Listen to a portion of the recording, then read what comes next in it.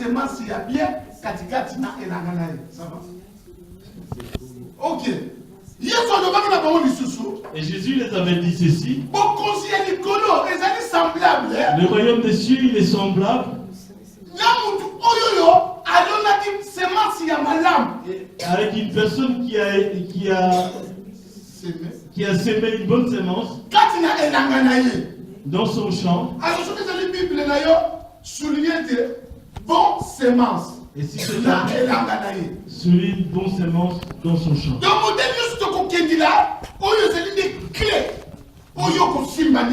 Dans tout le modèle où on va aller, ça sera la clé. Ça veut dire si quelqu'un il a son champ, et quand il sème,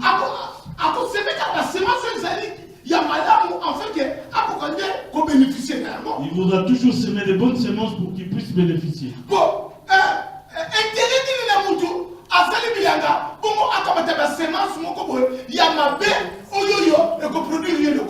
Quel est l'intérêt dans une personne de semer de mauvaises semences qui ne pourraient rien lui produire?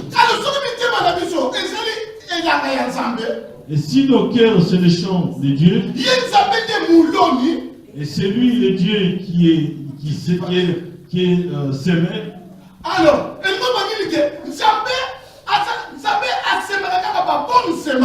et Dieu il fait que les bonnes semences.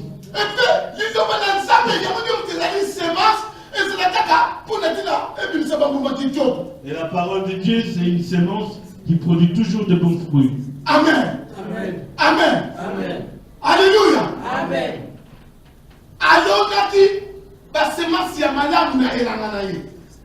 Il avait cultivé de bonnes semences dans son champ. Verset. Matthieu 13, 25. Mais pendant que les gens dormaient, son ennemi vint semant des livrées parmi les bleus et s'en alla. Et la Bible nous dit ceci.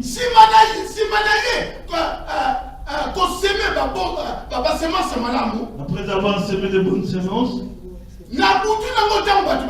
pendant la nuit quand les gens dormaient,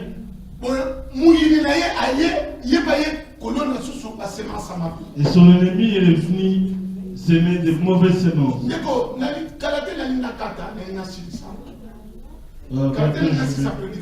Bientôt je vais arrêter la prédication. Mais je veux que tu sois attentif.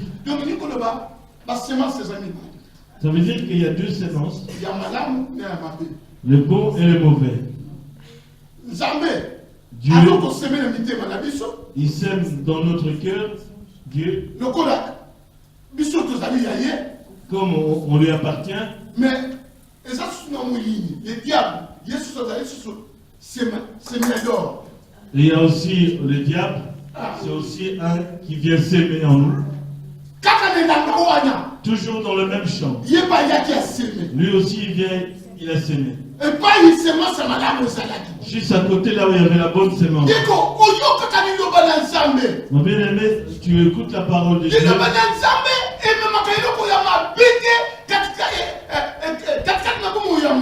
La parole de Dieu n'amène jamais de mauvaises choses dans la vie. Au contraire, il vient sortir ce qui est mauvais. Et s'ils ont dit que la nuit, l'ennemi aussi il est venu s'aimer. Ok, donc 26. Matthieu 13, 26. Lorsque l'herbe est poussée et donnée du fruit, livré Paris aussi. Ah, 27. Ok. Les serviteurs du maître de la maison vinrent lui dire: Seigneur, n'as-tu pas semé une bonne semence dans ton champ? D'où vient donc qu'il y ait des livrées? 28. Il répondit: c'est un ennemi qui a fait cela. Et les serviteurs lui dirent: veux-tu que nous allions l'arracher? Ah! Alléluia! Amen.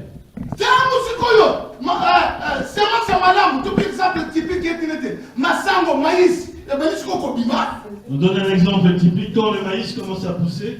Alors, matiti ya mabeli susu et comme peut susu ko apparaître donc on peut susu ko kola ndeki ko ya be ko bima ndeki maïs Et les mauvaises herbes aussi les suivent comme le maïs y pousse. Et les gens, les cultivateurs qui étaient dans ces champs, ils ont constaté, ils ont été voir les propriétaires des champs.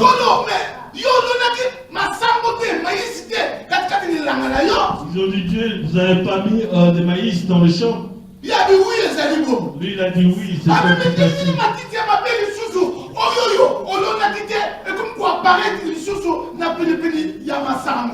Ils ont dit, mais comment ça se fait? Il y a aussi des mauvaises herbes qui poussent juste à côté du maïs. Et le propriétaire du champ, il a compris, il a dit, je sais c'est qui l'a fait. Il a dit, mais c'est mon ennemi qui l'a fait.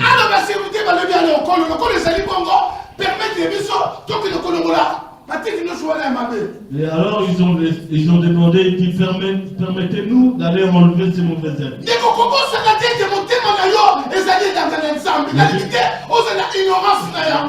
Mais n'oublie pas que ce cœur appartient à Dieu, c'est le champ de Dieu.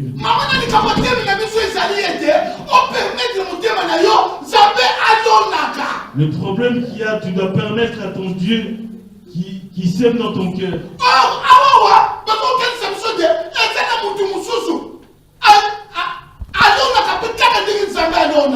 Et ici dans la Bible, il nous montre qu'il y a aussi un qui sème comme Dieu.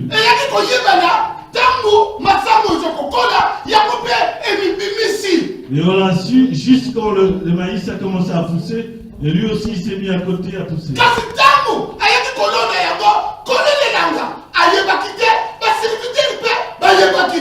Mais quand ils ont venu la semer, le propriétaire et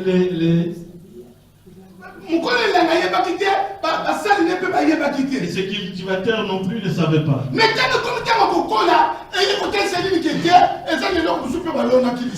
Au moment où ça a poussé, ils ont vu qu'il y avait quelque chose aussi qui était semé à côté. Amen.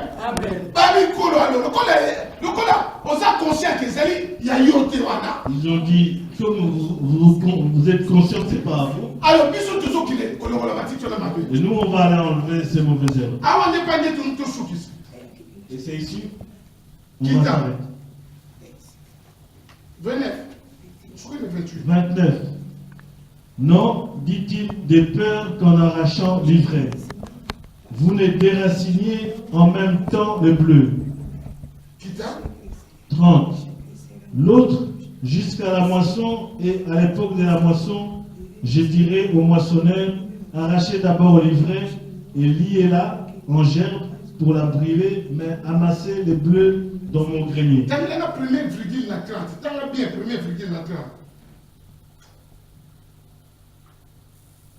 Laissez croître ensemble. Laissez croître ensemble l'un et l'autre jusqu'à la moisson. Laissez qu'ils poussent ensemble. Et c'est là où il y a le problème. Laissez pousser ensemble. Et ce propriétaire, il n'en avait pas besoin. Et lui, il avait juste besoin de maïs. Parce que lui, il avait semé pour en bénéficier. Et son ennemi, il est venu s'aimer. Au lieu qu'ils aillent l'enlever, il a dit non, laisse-les qui poussent ensemble. Bien aimé, je veux que tu comprennes, il y a quelque chose ici.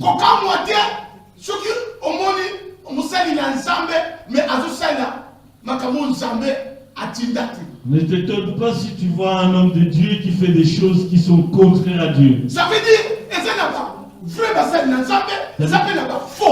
dire qu'il y a de vrais et de faux serviteurs.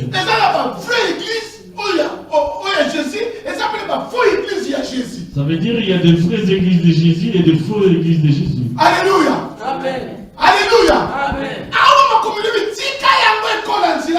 Et ici la Bible nous dit, laisse-le pousser ensemble. Les vrais pasteurs sont occupés à naître et ils sont occupés à mourir aussi.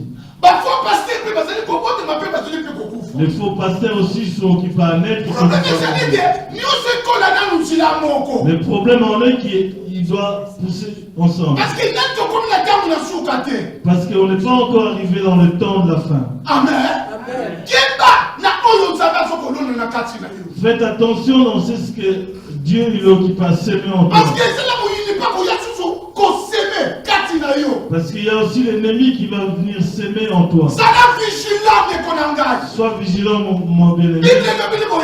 La Bible nous dit ça. Ne vous étonnez pas, même Satan, il se transforme en ange de lumière. Se transformer en ange de lumière, ça veut dire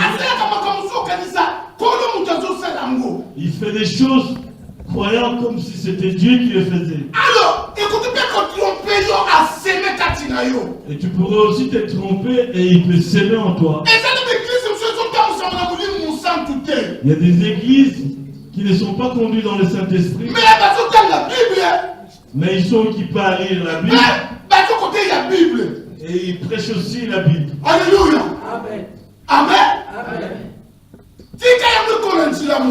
Laisse-les pousser ensemble. C'est là où il y a le problème. Verset Apocalypse 22. Le dernier verset, Apocalypse 22.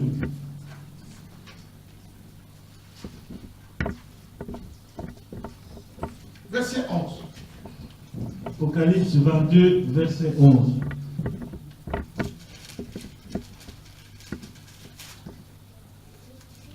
Je lis au nom de Jésus.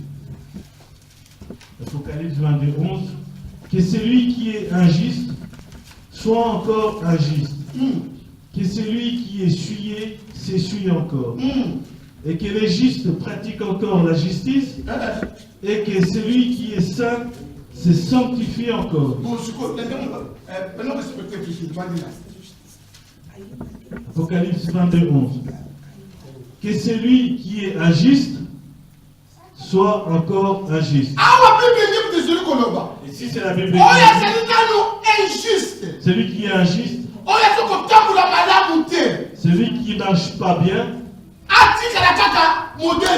il reste comme il est. Il continue de cette manière. Or, la Bible nous dit qu'on doit se repentir.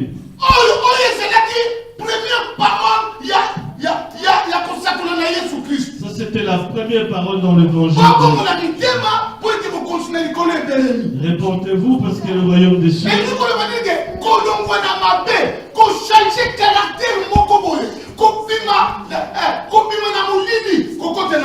Ça veut dire abandonner le péché, laisser tout ce qui est ténèbres et rentrer dans la lumière.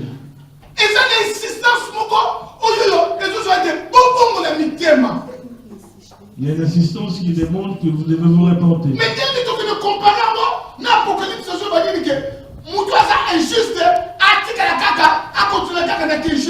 comment on peut aller les comparer, comme ils disent dans l'Apocalypse, la juste doit toujours rester or que la juste, il doit se repentir pour qu'il devienne juste. Mais ici, ils disent la juste doit toujours rester dans, il continue avec son injuste. Écoute le deuxième virgule. Soit que celui qui est essuyé s'essuie encore.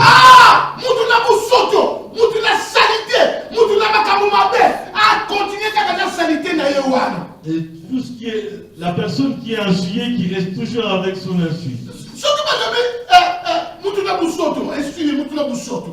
Si on dit quelqu'un qui est essuyé, on va donner un exemple typique qui peut aider notre mémoire.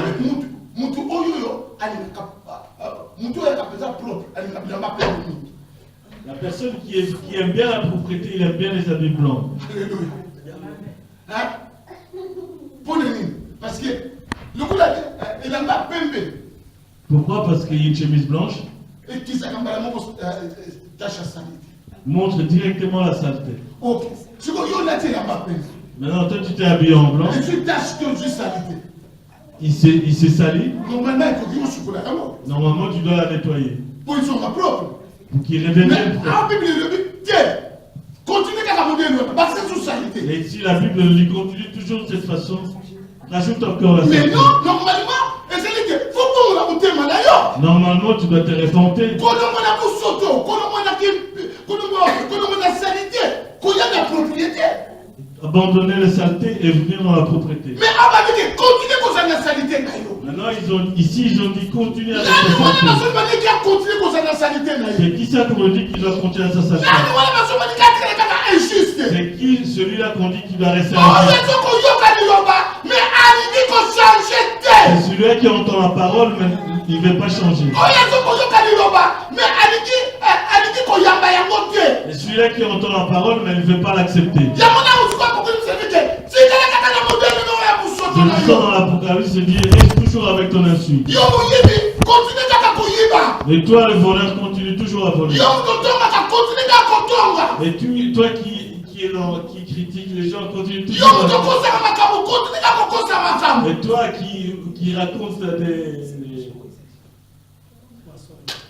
qui raconte des mensonges, continue toujours avec des mensonges.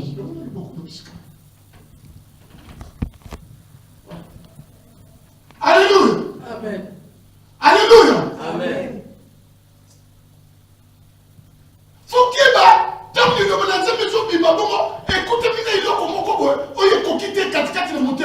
Tu dois faire attention quand la parole de Dieu sort et que ça te touche avec quelque chose qui est en toi. Tu dois faire attention. Parce que si tu comprends, c'est ce qu'on a prêché en toi. Ça veut dire qu'il est venu pour qu'il puisse échanger.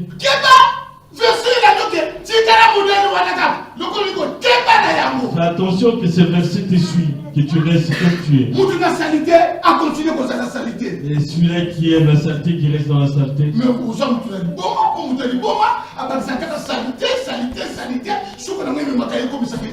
Alors tu es comme un fou, donc tu rajoutes toujours la saleté, la saleté. Parce que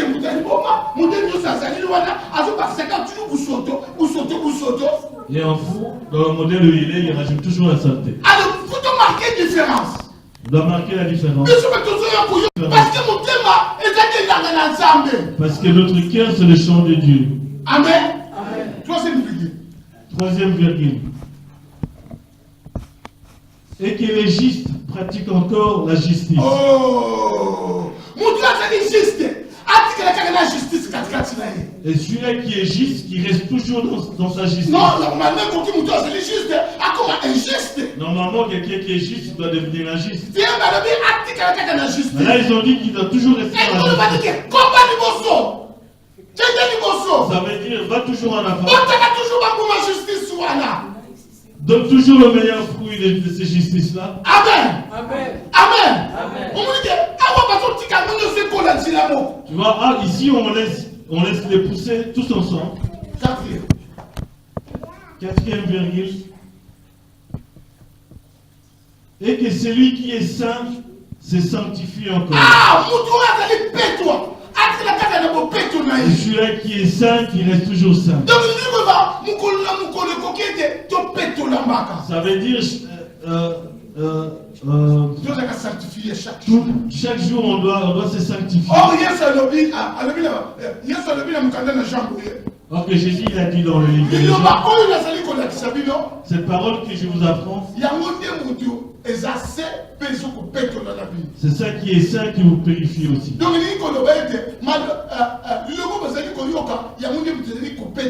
Ça veut dire que la parole que vous êtes occupé à écouter, c'est ça qui est occupé à vous purifier. Ça veut dire que tu es condamné d'être à côté de la parole. Ta parole, elle doit être ta loisir, un hobby à toi. Donne le temps, donne l'amour. Parce que chaque fois et à chaque fois que tu les colles, il te sanctifie.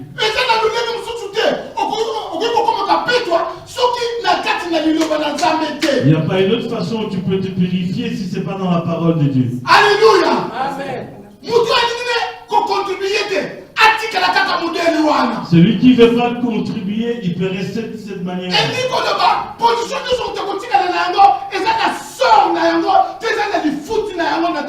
Ça veut dire toute position qu'une personne veut rester, à la fin, il y a un sort. Alléluia.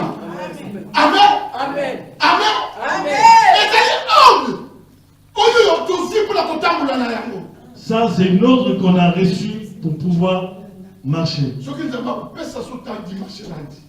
Si Dieu nous pouvait encore nous donner le temps dimanche prochain, Là, tu la conclusion là. là, je pourrais conclure. Tout ce qu'on contribue.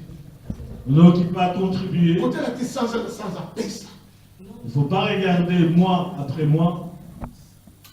Yo paye ça. Toi, tu dois donner. Parce que ça sort mon quartier. Parce qu'il y a un sort là-dedans. Parce que ça là, il faut que mon quartier. Parce qu'il y a,